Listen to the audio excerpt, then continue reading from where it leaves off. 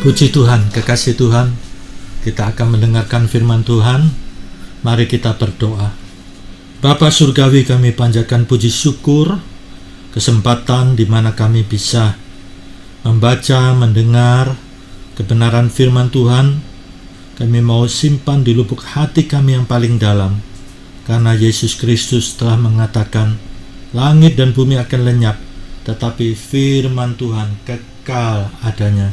Kami mau simpan di lubuk hati kami paling dalam. Dalam Amsal pasal 4 tertulis bahwa firman Tuhan menjadi kehidupan, menjadi kesembuhan, bahkan kesembuhan bagi tubuh jasmani kami. Pengurapan Roh Kudus atas hamba-Mu, dan kami semuanya Tuhan bisa menangkap apa yang menjadi pesan Tuhan untuk kami lakukan dalam hidup kami di dunia ini. Terpujilah Bapa, Putra, dan Roh Kudus, dalam nama Tuhan Yesus Kristus. Amin. Kekasih Tuhan, kita akan mendengarkan kebenaran firman Tuhan. Kenyang dengan kasih setia Tuhan. Mari kita membaca di dalam Mazmur pasal 90 ayat 1 sampai dengan 6, dan kita membaca juga ayat 10, kemudian ayat 12, selanjutnya ayat 14, 16, dan 17. Puji Tuhan. Dengarkanlah firman Tuhan. Doa Musa, abdi Allah. Tuhan, Engkaulah tempat perteduhan kami turun-temurun. Sebelum gunung-gunung dilahirkan, dan bumi dan dunia diperanakkan, bahkan dari selama-lamanya sampai selama-lamanya, Engkaulah Allah. Engkau mengembalikan manusia kepada debu dan berkata, kembalilah hai anak-anak manusia. Sebab di matamu 1000 tahun sama seperti hari kemarin apabila berlalu, atau seperti suatu giliran jaga di waktu malam.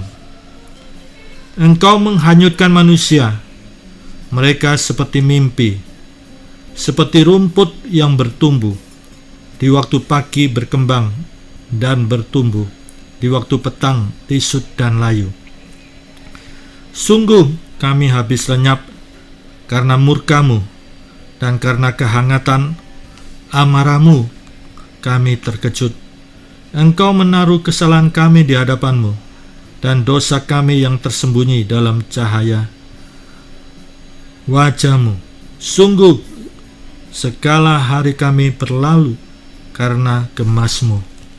Kami menghabiskan tahun-tahun kami seperti keluh. Masa hidup kami 70 tahun, dan jika kami kuat 80 tahun, dan kebanggaannya adalah kesukaran dan penderitaan. Sebab berlalunya buru-buru, dan kami melayang lenyap. Siapakah yang mengenal kekuatan murka-Mu dan takut kepada gemas-Mu? Ajarlah kami menghitung hari-hari kami sedemikian, hingga kami beroleh hati yang bijaksana. Kembalilah ya Tuhan, berapa lama lagi, dan sayangilah hamba-hamba-Mu. Kenyangkanlah kami di waktu pagi dengan kasih setia-Mu, supaya kami bersorak-sorai dan bersukacita semasa hari-hari kami. Buatlah kami bersukacita seimbang dengan hari-hari Engkau menindas kami, seimbang dengan tahun-tahun kami mengalami celaka. Biarlah kelihatan kepada hamba-hamba-Mu perbuatan-Mu, dan semarak-Mu kepada anak-anak mereka. Kiranya kemurahan Tuhan Allah kami atas kami, dan teguhkanlah perbuatan tangan kami. Ya, perbuatan tangan kami, teguhkanlah itu. Amin. Kekasih Tuhan, di dalam kebenaran firman Tuhan ini merupakan kutipan pemazmur Raja Daud, kutipan doa Musa.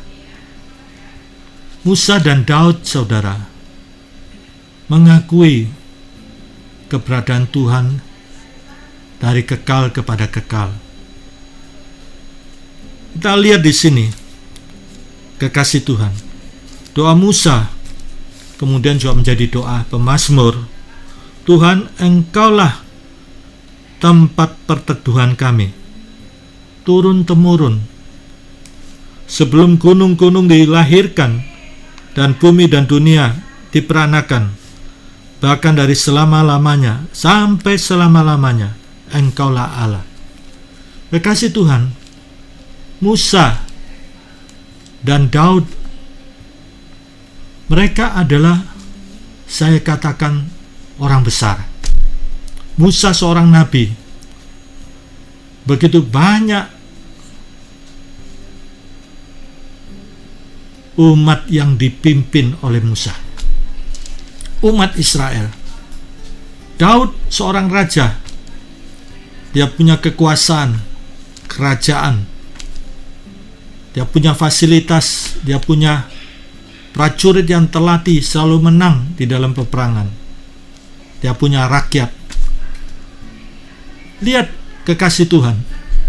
Mereka punya kekuasaan. Tetapi perhatikan. Mereka tetap ingat Tuhan. Mereka mengandalkan Tuhan. Dan bahkan bukan saja mereka, sampai turun-temurun. Perhatikan, sampai anak cucu, mereka mengandalkan Tuhan dan mengakui bahwa Tuhan yang menciptakan segalanya, Tuhan yang dari kekal sudah ada dan kekal selama-lamanya. Pengakuan pemazmur atas kemahakuasaan Tuhan, Tuhan yang maha besar. Dan selanjutnya kita perhatikan, pemazmur menjelaskan bagaimana keberadaan manusia, betapa manusia itu fana adanya. Pemazmur menyampaikan apa yang sudah ditetapkan Tuhan. Tuhan tetapkan usia manusia 70 tahun. 70 tahun. Kalau dia kuat 80 tahun. Kalau dia kuat, mungkin dia jaga kesehatannya, olahraga, makan vitamin, makanan yang sehat, bisa 80 tahun, bisa 90 tahun, bahkan bisa 100 tahun. Tetapi kita sudah membaca tadi kebenaran firman Tuhan. Sekuat-kuatnya manusia harus menghadapi kenyataan betapa rapuhnya tubuh ini. Kita lihat mereka yang sudah usia lanjut, gangguan tubuh itu bermacam-macam. Jangankan yang sudah lanjut usia, sekarang ini saja yang muda, kita lihat sudah berbagai penyakit. Saya sebagai pendeta melayani di dalam pemakaman itu sudah sekian banyak orang tidak terhitung. Dari sekian banyak orang, ada sekian yang masih muda. Dan saya kenal, ada seorang kawan saya, sama-sama pendeta, sama-sama rekan di sinode. Sebelum dia jadi pendeta, dia adalah seorang guru olahraga. Setiap di dalam pelatihan calon pendeta, beliau mempunyai tugas memimpin olahraga calon pendeta setiap pagi dalam diklat pendidikan latihan calon pendeta. Setiap gerakan tertentu beliau mengatakan untuk kesehatan jantung. Gerakan yang berikutnya untuk kesehatan otot. Gerakan selanjutnya untuk kesehatan paru-paru. Beliau paham betul setiap gerakan itu mempunyai fungsi manfaat yang begitu besar bagi organ tubuh. Suatu hari setelah selesai rapat, seperti biasa saya sering mengantarkan ke stasiun karena beliau menetap di Jawa Tengah. Seperti biasa kami berdiskusi, kami bercanda. Siapa tahu kekasih Tuhan, esok harinya Esok harinya beliau mengajar di sekolah Alkitab. Kemudian siangnya mencari gedung untuk pertemuan sidang raya organisasi kami. Sorenya diajak kawannya bermain bulu tangkis. Dan saat itu pingsan. Cepat dibawa ke UGD, tetapi kekasih Tuhan memanggil pulang. Nah, di sini banyak yang terkejut. Seorang yang masih muda, yang masih energik, tidak kelihatan kalau dia punya sakit, memang tidak punya sakit. Dia seorang olahragawan. Di sini kekasih Tuhan, kita tidak tahu kapan kematian itu menjemput. Tetapi puji Tuhan, beliau seorang yang setia melayani Tuhan. Saya mengenal lagi seorang dokter. Dokter ini sangat rohani, cinta Tuhan. Sering kami undang khotbah untuk berkhotbah. Khotbahnya berapi-api. Dia mempunyai tubuh yang gagah, tinggi besar. Seorang dokter. Dia ramah bagi setiap orang. Setiap pagi dia olahraga pagi, naik sepeda olahraga. Ketika selesai olahraga, dia kembali ke rumahnya. Belum sampai masuk pingsan di depan rumahnya, dibawa segera ke rumah sakit. Kekasih Tuhan berangkat meninggalkan dunia ini.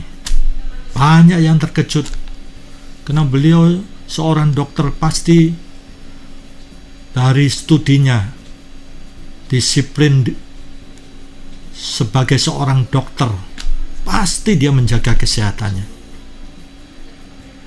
Tetapi kita lihat kematian menjemput, tidak terduga. Ada lagi kawan saya, seorang pengusaha. Seperti biasa dia masuk ke kantornya pada siang hari. Dia mulai ada gangguan tubuh, muntah-muntah. Kekasih Tuhan, seperti biasa teman-temannya mengatakan masuk angin. Dan diminta ayo periksa ke dokter. Tetapi beliau awalnya tidak mau karena dipikir hanya masuk angin. Akhirnya dipaksa kawannya dalam perjalanan berangkat meninggalkan dunia ini. Kekasih Tuhan, masih muda, energik, tidak ada tanda-tanda sakit. Disinilah kekasih Tuhan, kita manusia ini fana adanya. Kematian bisa datang kapan saja. Disinilah betapa pentingnya kita ini mempunyai kesiapan di dalam hidup kita. Kalau kita memperhatikan ya, 10 anak darah, yang 5 pandai, yang 5 bodoh. Kisah ini bukan membahas tentang minyak itu. Bisa saja di sisi yang lain. Tetapi yang jelas itu, yang sangat-sangat mendalam adalah kesiapan. Kekasih Tuhan, 5 anak darah yang bodoh ini, pengantin belum datang, mempelai belum datang, tertidur, tidak mempersiapkan minyak. Ketika mempelai datang, mereka menjadi tergopoh-gopoh, panik. Yang 5 yang pandai siap minyak dan bisa menyambut mempelai itu masuk ke pesta pernikahan. Kekasih Tuhan, disinilah betapa pentingnya persiapan itu. Kita tidak tahu kapan Tuhan panggil kita. Dan jangan sampai kita terperdaya dengan usia muda. Kematian bisa datang tidak pandang usiamu usia muda. Demikian juga jangan kita terperdaya dengan tubuh yang sehat.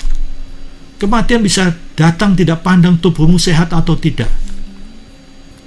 Kekasih Tuhan, hidup ini sangat berarti. Hidup ini sangat bernilai. Dan saya tegaskan, sangat berharga. Jangan sampai kita menyesal di belakang. Selagi kita masih bernapas, seperti Rasul Paulus katakan, mati adalah keuntungan. Kalau hidup berbuah bagi Tuhan. Mati adalah keuntungan. Berarti Rasul Paulus ini siap dan sangat siap. Sehingga kematian itu menjadi keuntungan. Manusia pada umumnya tabu berbicara tentang kematian. Dan jangan sampai di dalam kehidupannya itu sekitarnya ada simbol-simbol yang berbau kematian. Mereka tabu. Di sini kekasih Tuhan, kita harus sadar sesadar-sadarnya. Dalam 1 Petrus 4 ayat 7, kuasailah dirimu, jadilah tenang. Di dalam bahasa Jawanya sangat bagus, supaya kita eling. Dalam hidup ini eling, siuman. Jangan sampai kita lupa diri. Jangan sampai kita takabur. Jangan sampai kita tidak mawas diri. Kekasih Tuhan, lihat pemazmur katakan apa? Engkau menghanyutkan manusia. Mereka seperti mimpi, seperti rumput yang bertumbuh di waktu pagi, berkembang dan bertumbuh di waktu petang lisut dan layu. Kekasih Tuhan, lihat firman Tuhan mengatakan manusia itu seperti rumput. Pada waktu pagi berkembang dan bertumbuh, di waktu petang lisut dan layu. Kekasih Tuhan, seringkali ya manusia seperti apa yang dikatakan oleh pemazmur. Seperti rumput pada waktu pagi ketika bunga itu berkembang.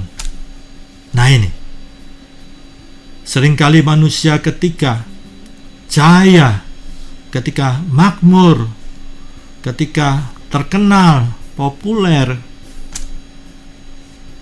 lihat kekasih Tuhan, mereka tidak sadar bahwa nantinya rumput itu akan lisut dan layu. Kita lihat orang-orang yang sangat terkenal seperti Elvis Presley, Michael Jackson, Whitney Houston. Mereka terkenal, dipuja-puja di mana-mana. Tetapi lihat, hati mereka hampa, kosong. Mereka tidak bahagia. Dan pelariannya apa, saudara? Sebagai kompensasinya, mereka bergantung kepada obat penenang. Dan lihat, dalam usia yang masih muda, tragis, mereka tewas karena overdosis. Disinilah dunia tidak bisa memberikan kebahagiaan sejati. Yesus Kristus katakan apa? Apa gunanya engkau memperoleh seluruh dunia ini, tapi jiwamu binasa? Kekasih Tuhan, umur kita ini sangat terbatas. Manusia purba, usianya ratusan tahun. Metusaleh, 969 tahun. Dalam perjalanan waktu sampai zaman pemazmur ini, kita lihat, Tuhan tetapkan usia manusia 70 tahun. Kalau dia kuat 80 tahun. Selebihnya ya kemurahan Tuhan. Sekarang usia kita berapa? Usia saudara berapa? Rasul Petrus menulis di dalam 1 Petrus pasal 4 ayat 2. Waktu yang sisa. Jangan kita risih dengan kata sisa ya. Memang tertulis di dalam 1 Petrus pasal 4 ayat 2. Waktu yang sisa. Sisa ini bukan sisa makanan yang basi, atau jangan kita kasih waktu Tuhan sisa-sisa. Bukan itu yang dimaksudkan. Waktu yang sisa ini. Kita tahu umur manusia, pemazmur katakan 70 tahun, kalau dia kuat 80 tahun. Selebihnya adalah kerapuan tubuh jasmani kita. Rasul Paulus katakan tubuh jasmani kita semakin merosot. tapi hendaklah manusia roh kita semakin bertumbuh. Kekasih Tuhan, umur manusia sangat pendek. Apalagi sekarang ini, dengan teknologi canggih, kita lihat tetap usia manusia semakin berkurang. Kita lihat Amerika Serikat dengan teknologi canggih, teknologi kedokteran yang begitu maju. Tetapi dengan wabah virus corona, COVID-19 ini, lihat berapa ratusan ribu yang terinfeksi virus corona ini. Ratusan ribu, kekasih Tuhan. Yang tewas pun puluhan ribu. Di sini manusia sangat terbatas. Apa yang kita sombongkan dalam hidup ini? Kita lihat Musa, Daud. Mereka punya kekuasaan, mereka punya pengaruh, tetapi pernyataan mereka sungguh luar biasa. Tuhanlah tempat perlindungannya. Sampai turun-temurun pengakuan mereka terhadap Tuhan, dari kekal sampai kepada kekal. Kekasih Tuhan, manusia itu terbatas. Ketika bunga itu mekar menjadi sombong, lupa Tuhan. Saya ingat ada dua paman saya. Paman saya yang pertama ini, waktu kecil, dia gambar Yesus itu begitu indah sekali. Ketika menginjak dewasa dan mulai bisnisnya sangat maju, dan sibuk di dalam bisnisnya, sampai akhirnya tidak ingat Tuhan. Ketika tubuhnya mulai sakit, pergi ke dokter, sembuh, ke dokter lagi, sembuh, sakit, ke dokter lagi, sembuh, sampai akhirnya menjadi kebal. Kemudian diperiksa lebih teliti ke spesialis. Tidak tahunya apa, saudara? Kanker tulang. Kanker tulang. Waktu itu saya masih kecil dan saya ditugaskan keluarga untuk menjaga, mendampingi. Suatu hari saya membaca firman Tuhan kepada paman saya ini. Manusia itu seperti bunga rumput. Pada waktu pagi, lihat firman Tuhan katakan segar, tetapi pada waktu sore layu dan lisut. Ini manusia dikatakan seperti rumput. Dan dikatakan juga oleh Rasul Petrus. Perhatikan Rasul Petrus di dalam 1 Petrus pasal 1. 1 Petrus pasal 1, kita membaca situ. Petrus mengatakan apa? Dalam 1 Petrus pasal 1 ayat 24 dan 25. Sebab semua yang hidup adalah seperti rumput, diibaratkan seperti rumput. Dan segala kemuliaannya seperti bunga rumput. Rumput menjadi kering dan bunga gugur, tetapi firman Tuhan tetap untuk selama-lamanya. Firman Tuhan tetap untuk selama-lamanya. Inilah firman yang kusampaikan. Inilah firman Tuhan yang disampaikan Injil kepada kamu. Kekasih Tuhan, pada saat ini saudara mendengar kebenaran firman Tuhan, berbahagialah saudara. Banyak orang sedang sibuk, banyak orang sedang mencari hiburan-hiburan.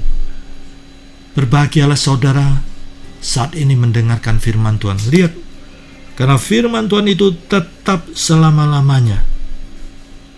Manusia seperti bunga rumput. Manusia seperti bunga rumput ketika jaya lupa Tuhan.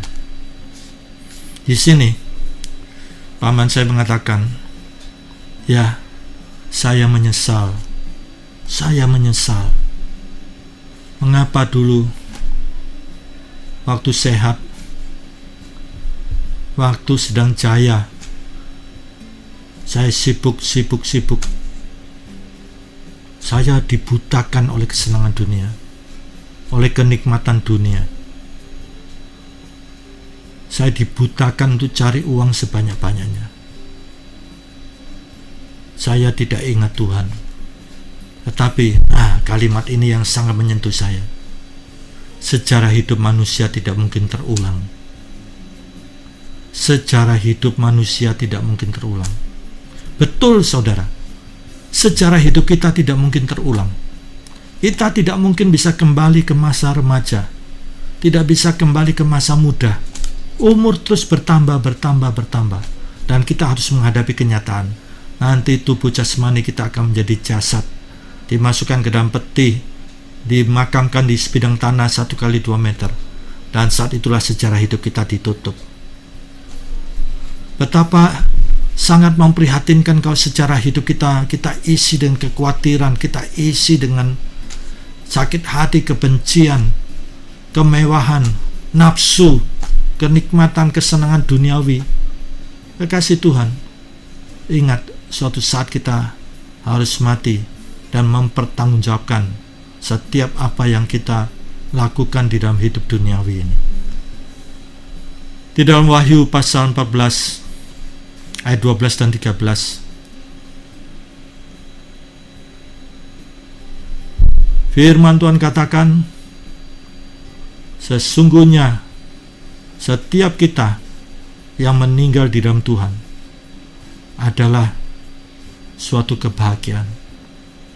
Berbahagialah mereka yang meninggal di dalam Tuhan Yesus. Sungguh,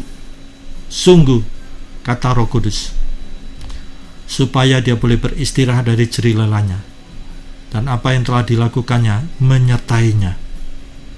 Di dalam ayat sebelumnya dikatakan apa? Bertekunlah satu di dalam Tuhan.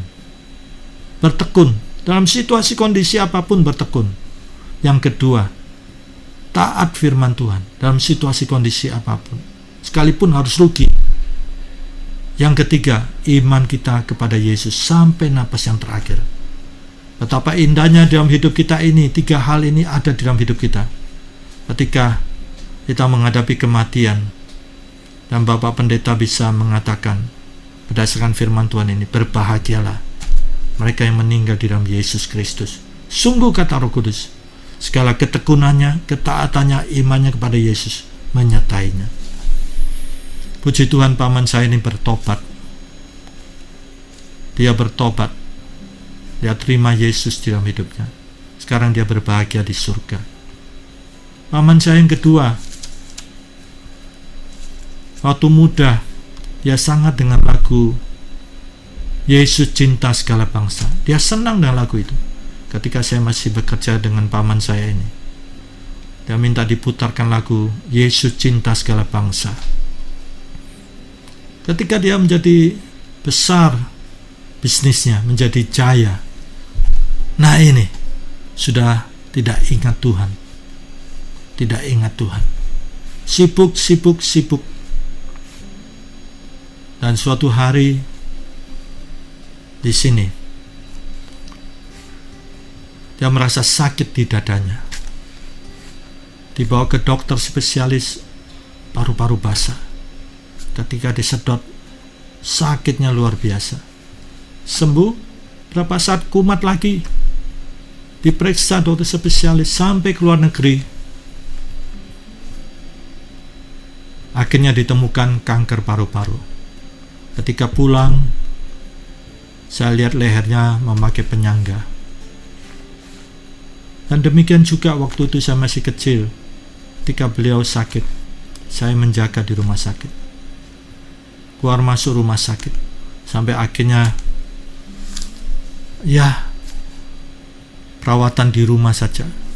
Perjalanan waktu ketika saya datang ke rumahnya, saya melihat tubuhnya tinggi besar, gagah, seorang guru pada zaman Belanda, sangat disiplin, sangat tegas. Sekarang tinggal tulang belulang di atas ranjang. Tulang belulang. Ketika saya datang berkunjung, saya harus menggendongnya, memangkunya.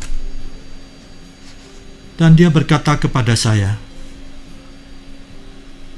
beliau mengatakan, saya heran sekali kenapa saya bisa kena kanker paru-paru. Padahal setiap pagi olahraga. Dia seorang guru, mantan guru, sangat disiplin, sangat tegas, sangat pinter. Setiap pagi saya olahraga pagi, lari pagi. Saya tidak merokok. Saya sangat jaga kesehatan dengan olahraga, disiplin. Dia cerita kepada saya, ketika saya tanya kepada dokter yang sangat terkenal di Surabaya ini, dokter spesialis, mengapa saya bisa kena sakit ini, sakit kanker paru-paru? Saya tidak merokok, saya senang olahraga pagi, menghirup udara yang segar. Saudara, saya tidak menambahi dan tidak mengurangi. Dokter ini hanya mengeluarkan 2 kata, kamu sial. Lihat kekasih Tuhan, ini jawaban dokter. Saya tidak menambahi dan tidak mengurangi. Dokter mengatakan, karena kamu sial. Lihat kekasih Tuhan, disinilah betul firman Tuhan katakan, manusia seperti bunga rumput. Pada waktu dia berbunga, dia lupa Tuhan. Dan rumput itu suatu saat dia akan layu dan lisut. Puji Tuhan, paman saya nih bertobat terima Yesus. Ini yang paling penting. Mujizat yang paling penting di dalam hidup kita, mujizat yang paling besar dalam hidup kita adalah keselamatan jiwa. Itu anugerah Tuhan. Kita yang tidak layak dilayakkan. Kita adalah orang berdosa yang harus dihukum, dimurkai. Tempat kita haruslah di neraka, di mana api tidak pernah padam, ulat-ulat tidak pernah mati selama-lamanya. Kita memperhatikan dalam Lukas pasal 16. Di situ lihat, orang kaya hidupnya bersenang-senang dengan kenikmatan dosa.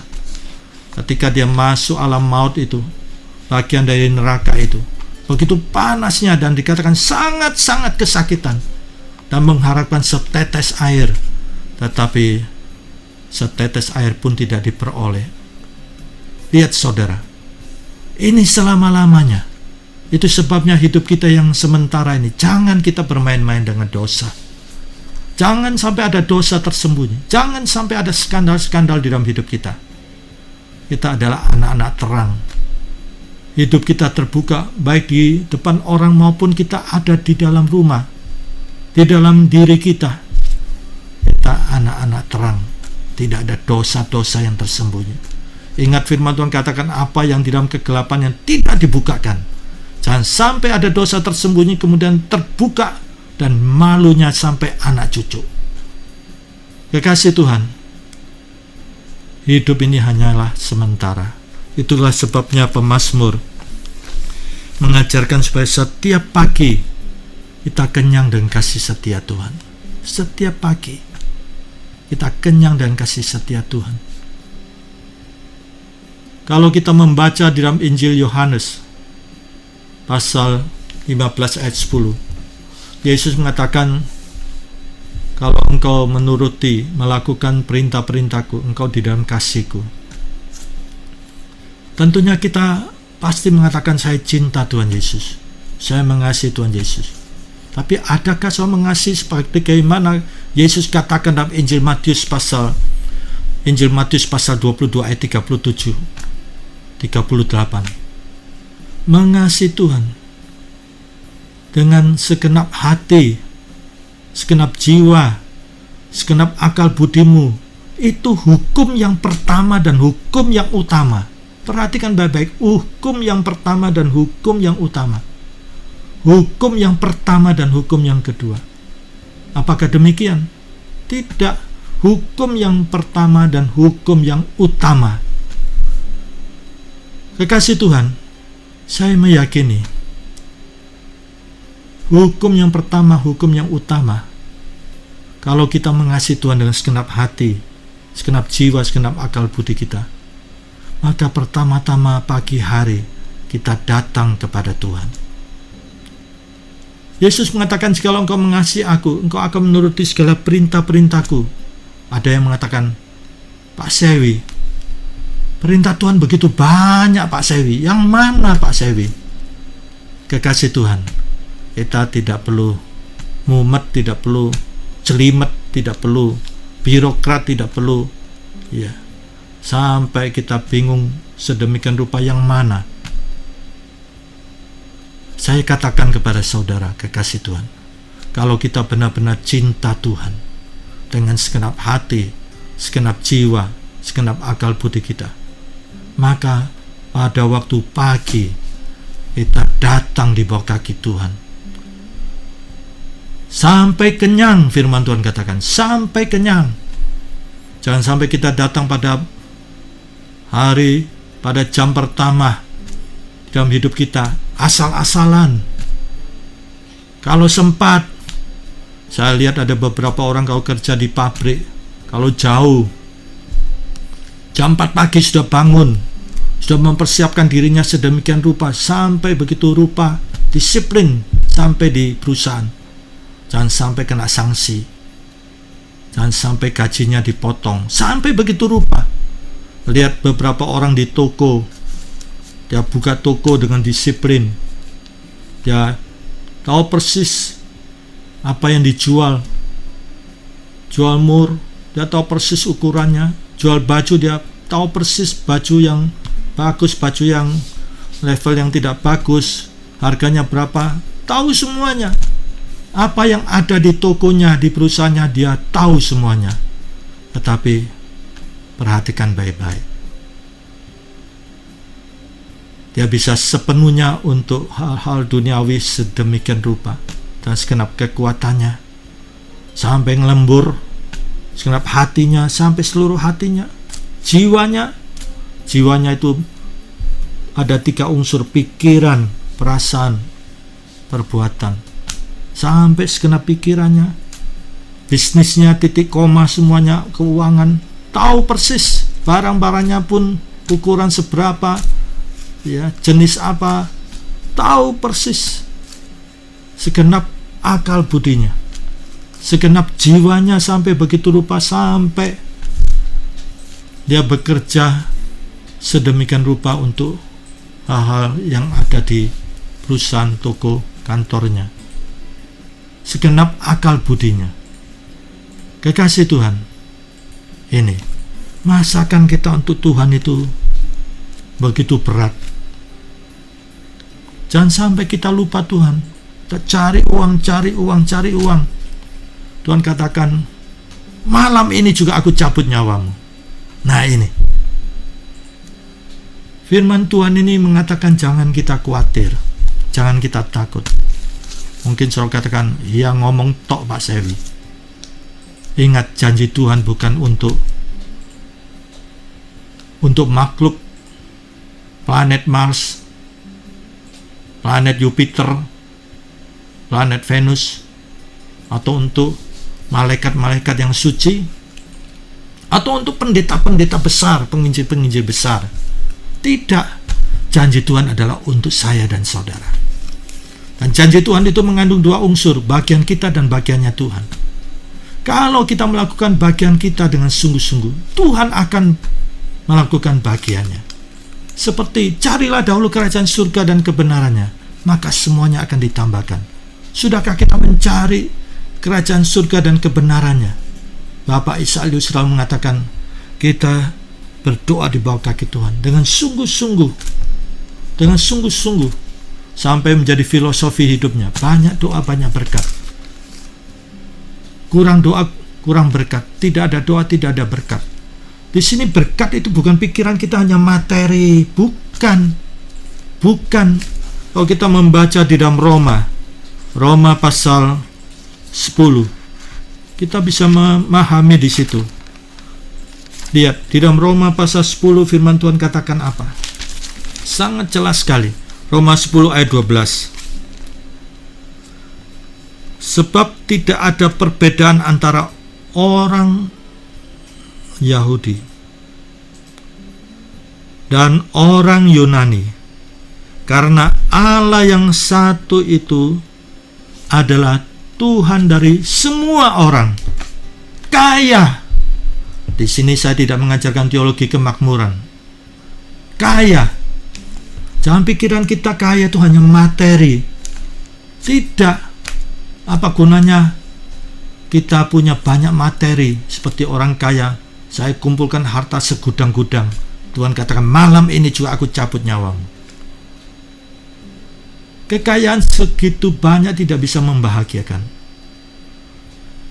Yang sangat prinsipil adalah kita kaya dengan anugerah Tuhan, kasih karunia Tuhan, rahmat Tuhan. Semuanya akan mengikuti. Ini, perhatikan, kaya bagi semua orang yang berseru kepadanya. Luar biasa, kaya bagi semua orang yang berseru kepada Tuhan. Berseru. Seringkali orang doa hanya mengheningkan ciptaan atau pikirannya terbang kemana-mana. Sudahkah kita berdoa dan sungguh-sungguh bersuara memuji Tuhan seperti di dalam 1 Timotius pasal 2 ayat 1 dan 2. Di dalam permohonanmu, permohonan ada permohonan. Di dalam ucapan syukurmu, ucapan syukur. Di dalam doa syafaatmu, pasti bersuara doa syafaat. Berdoalah untuk pembesar-pembesar, untuk raja-raja, untuk semua orang.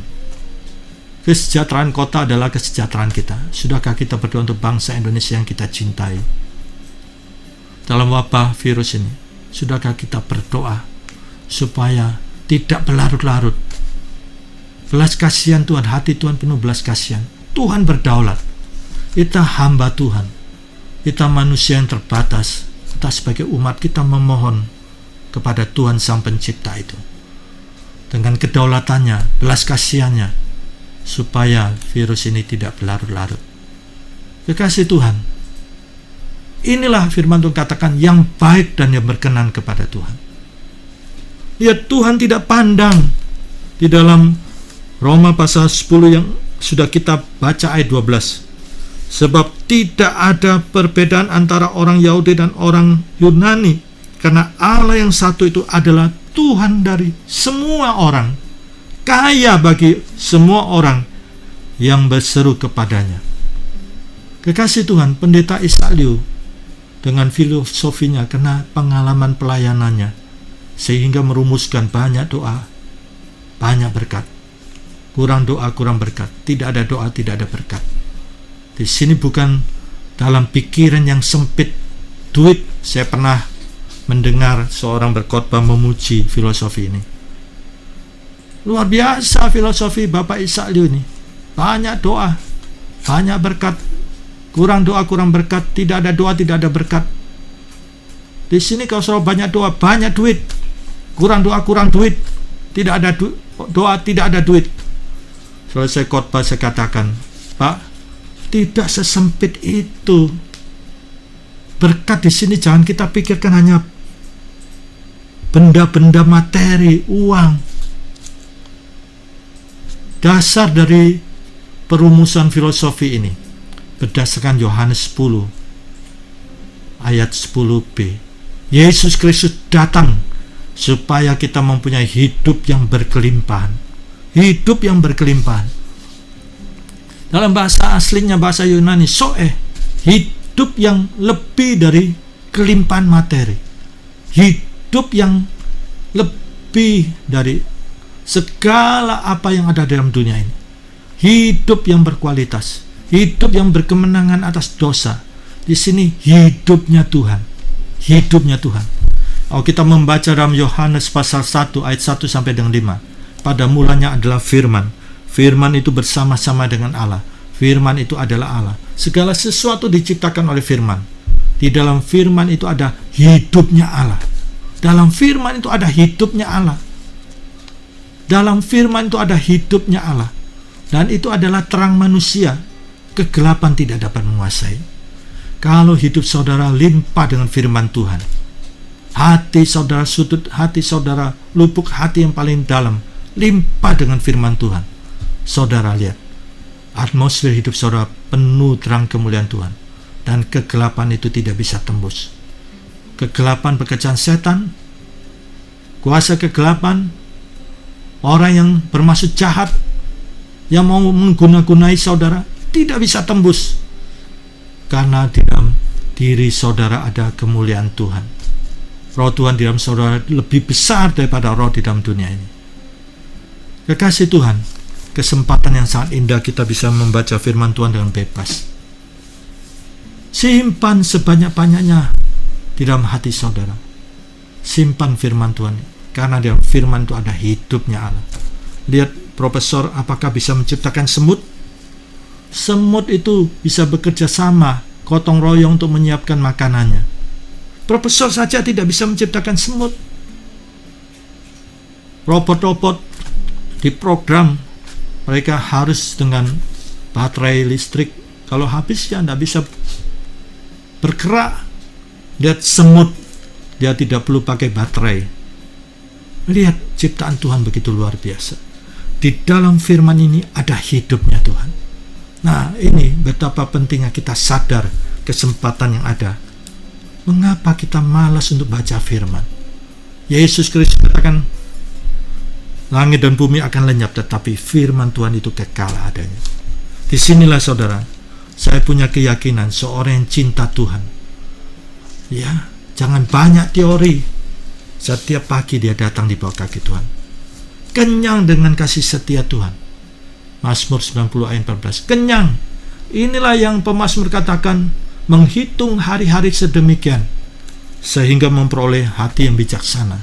Kalau saudara mau memperoleh hati yang bijaksana, bangun pagi, mengutamakan Tuhan yang pertama. Saudara, itu wujud kita cinta Tuhan. Jangan kita gombal macam-macam. Pagi hari datang di bawah kaki Tuhan, sepenuh hati, sepenuh jiwa, sepenuh akal budi saudara. Itu wujud kita cinta Tuhan. Yesus katakan, marilah kepadaku yang letih lesu, belajarlah kepadaku, sebab aku lemah lembut dan rendah hati. Jiwamu akan mendapat ketenangan, dan engkau akan mendapat kelegaan. Yesus mengundang, pagi hari datang di bawah kaki Tuhan.